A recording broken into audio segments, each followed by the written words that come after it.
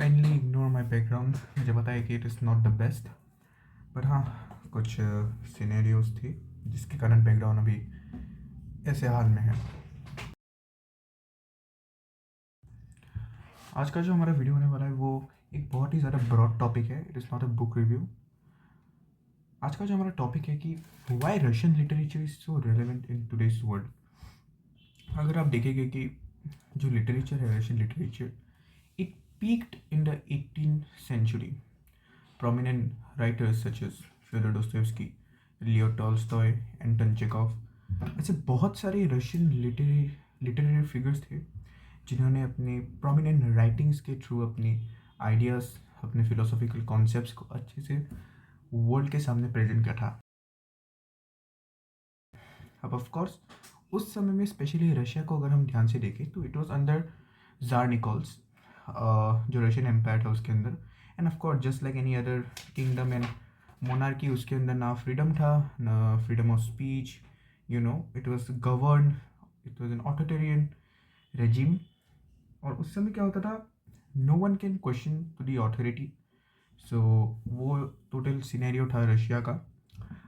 अभी अभी हम थोड़ा सा रशिया से बाहर जाते हैं। अगर हम बाहर देखें उस समय में, स्पेशली इन द 1800 पीरियड, अगर आप देखेंगे कि in Germany, then we will not about America, mostly Germany and the European region, उधर जो हमारा लिटरेचर था वो ज़्यादा थ्राइव कर रहा था विद फैंटेसीज, स्टोरीज। उसमें भी हमें फिलोसॉफिकल लर्निंग्स मिलती थी, बट उसका जो मार्केट था वो बहुत डिफरेंट था।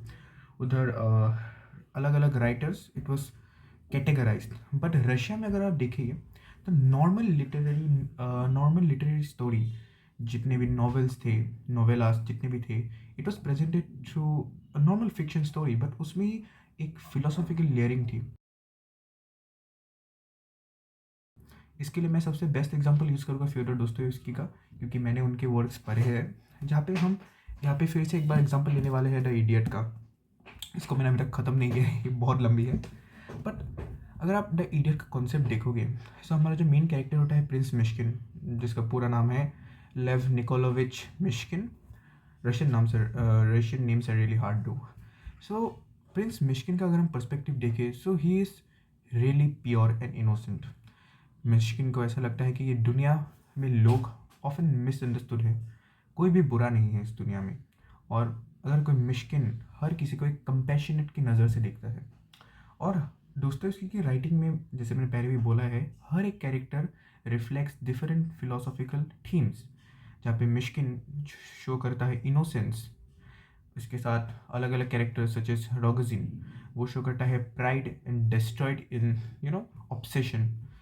Natasha, I guess I'm pronouncing it correctly. So Natasha showed harsh upbringing, जिसके कारण वो अपने ईगो को प्रोटेक्ट करने के लिए अदर्स को ह्यूमिलिएट करती है। सो आप नॉर्मल राइटिंग्स पे इतनी लेयरिंग देखते हैं उसके अंदर। सो अगर अगेन टॉकिंग अबाउट मिश्किन, अगर मिश्किन के साथ कोई बुरा करता है, know if he is betrayed और समथिंग, फिर भी वो किसी के लिए बुरा नहीं चाहता। उसको लगता है कि शायद उनके अंदर कुछ ऐसे सीनेरियोज थे, कुछ सर्कमस्टेंसेस थे जिसके कारण उन्होंने ऐसा किया, और मिश्किन उनके ऊपर फिर से भरोसा करता है। Similarly concepts like faith, morality etcetera, वो इनके राइटिंग्स के थ्रू बहुत प्रोमिनेंट थे।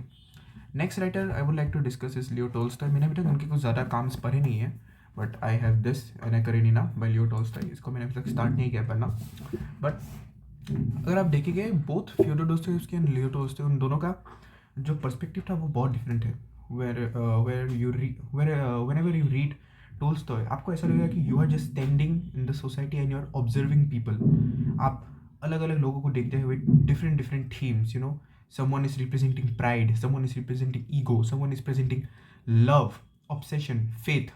लेकिन हाँ, टोल्स्टॉय के अंदर भी हम मोनोलॉग्स देखते हैं, इंटरनल मोनोलॉग्स, बट वो बहुत कम होते हैं। एंड टोल्स्टॉय की राइटिंग भी बहुत सिंपल होती है। But contemporary talking about Dostoevsky, when you read Dostoevsky, you are inside that society, you are inside the mind of the characters, जहाँ पे कैरेक्टर्स का जो टोन है वो बहुत शिफ्ट होते रहता है from philosophical conflicts, internal conflicts, उसके साथ कि वो कैसे दूसरों को प्रेजेंट कर रहे हैं अपने आइडियाज़, और ये बात मैंने इडियट में भी देखी है कि जब भी आप इडियट को रीड करेंगे, कहानी चल रही है, बीच में आ गया एक another monologue of the character, जहाँ पे द कैरेक्टर अपने ही थॉट्स, अपनी ही चीज़ों से भिड़ रहा है. I don't think it's a good word, but he is suffering from his own thoughts and reflections. So इसलिए इतने ब्रॉड एंड टफ कॉन्सेप्ट्स को राइटिंग के थ्रू इतने अच्छे से इवेल्युएट करना is an art. And it is not only limited till few books. Anna Karenina, war and peace, the brothers Karamazov, उन सब के अंदर ही आपको ऐसे डिफरेंट थीम्स बहुत अच्छे से दिखेंगे. और इसलिए मैं बोलूँगा कि Russian literature is more relevant compare to other literatures. देखिए, हो सकता है कि हर किसी का एक रीडिंग का पर्सपेक्टिव बहुत डिफरेंट होता है. मैं जब भी कभी बुक रीड करता हूँ, मैं उसको एज अ लेयर्ड पर्सपेक्टिव से देखता हूँ कि उस बुक के अंदर क्या क्या थीम्स छुपी हुई है. It is not only story for मी.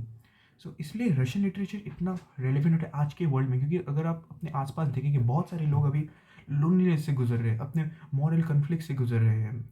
लोगों के अंदर फेथ, भरोसा ख़त्म होते जा रहा है. और इन्हीं सब चीज़ों को रशियन लिटरेचर में बहुत पहले ही बताया गया था. And it was still relevant till the early 1900s, till Master and Margarita, I believe, by Bulgakov.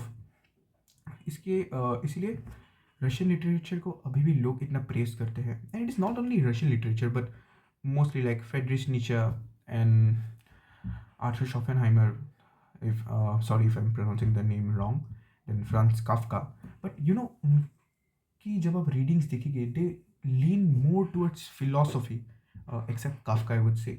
But ऐसा रशियन लिटरेचर में नहीं था.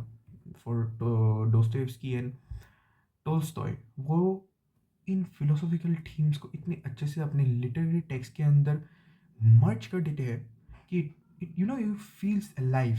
इसके लिए रशियन लिटरेचर इतना प्रोमिनेंट हो जाता है. I guess you are clear with the point जो मैंने अभी समझाया about the efficiency of Russian literature in today's world. So yes, ये था आज के लिए हमारा वीडियो. मैं कोशिश कर रहा हूँ डिफरेंट टॉपिक्स, डिफरेंट थीम्स को एक्सप्लोर करने के लिए. And I would say that I am not an expert. मैं भी अभी सीख रहा हूँ चीज़ों को, चीज़ों को खुद एक्सपीरियंस कर रहा हूँ. एंड मेरी खुद की अंडरस्टैंडिंग है, मैं वो कैमरा के सामने रखता हूँ. अगर आपको लगता है कि इन एस्पेक्ट्स में मैं इम्प्रूव कर सकता हूँ, you can definitely comment. And yeah, if you like the video, just leave a like. Thank you.